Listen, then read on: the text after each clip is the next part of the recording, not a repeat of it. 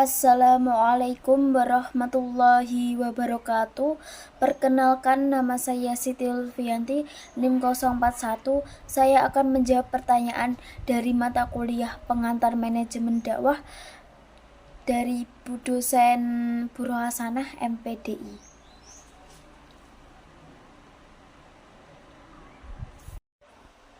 Saya akan menjawab pertanyaan nomor 1.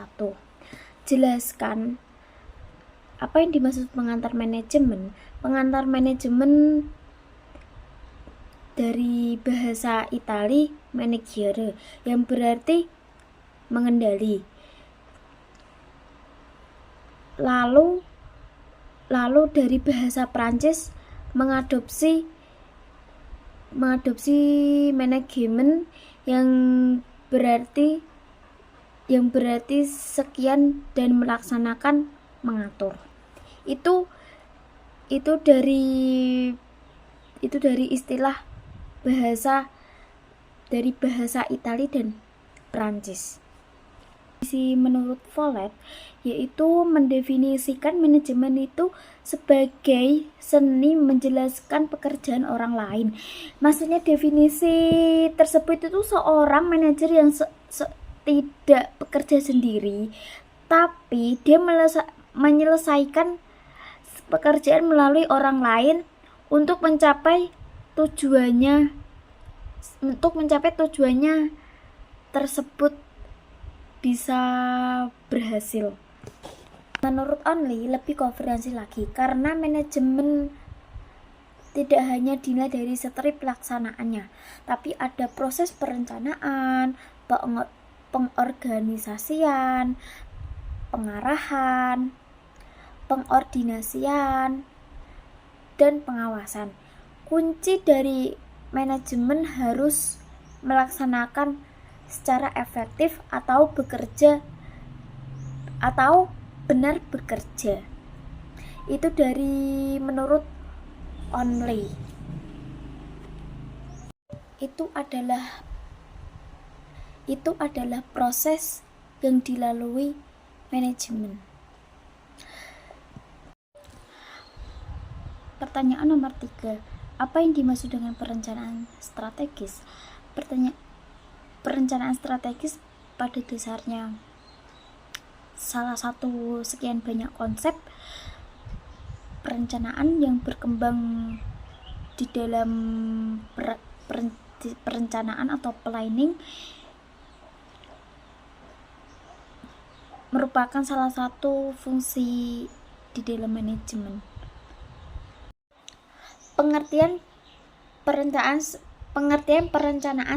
strategis adalah upaya yang didisiplinkan untuk membuat dan tindakan penting yang membentuk dan memandu bagaimana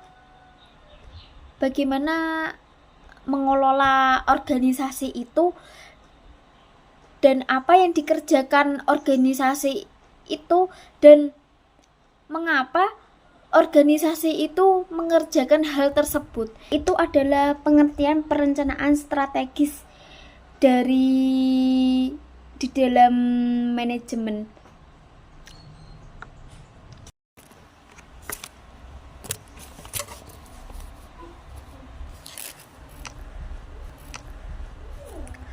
Pertanyaan nomor 5. Apa perbedaan perencanaan strategis dan perencanaan operasional?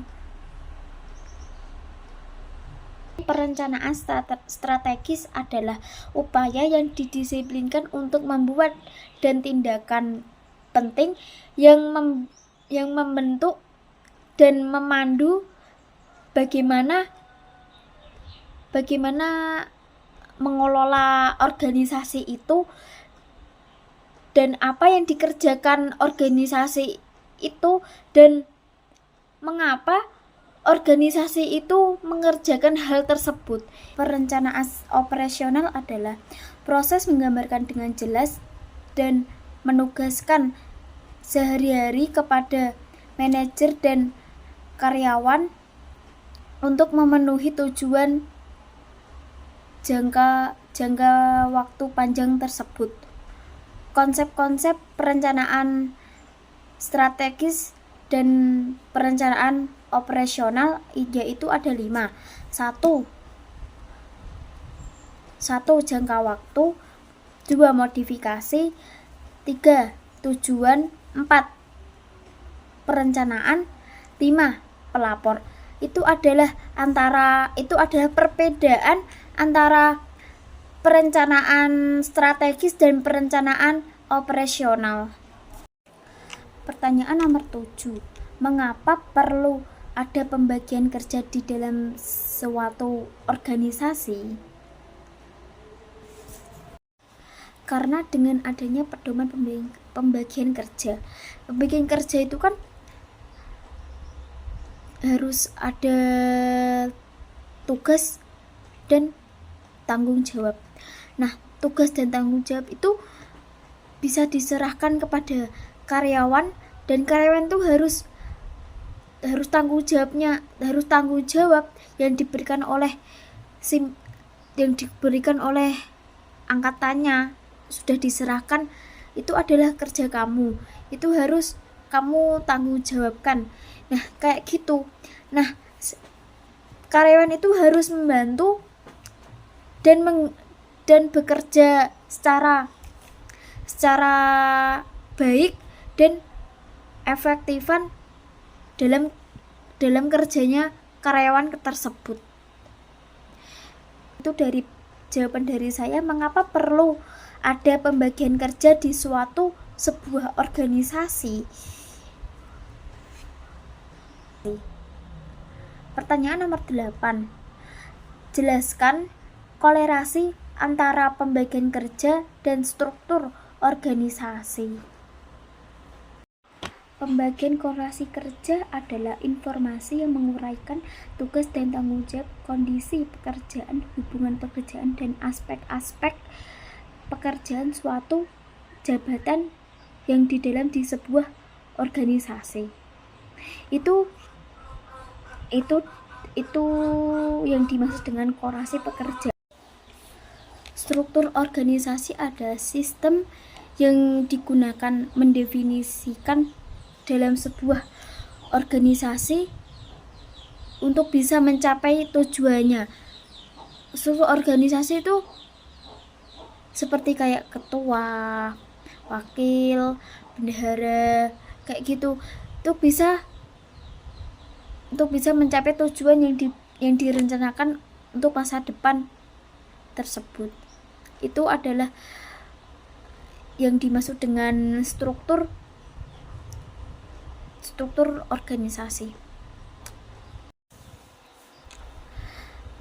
Sekian dari saya. Saya Siti Lutfianti, NIM 041. Bila saya jawab kurang tepat, mohon dimaafkan. Wassalamualaikum warahmatullahi wabarakatuh.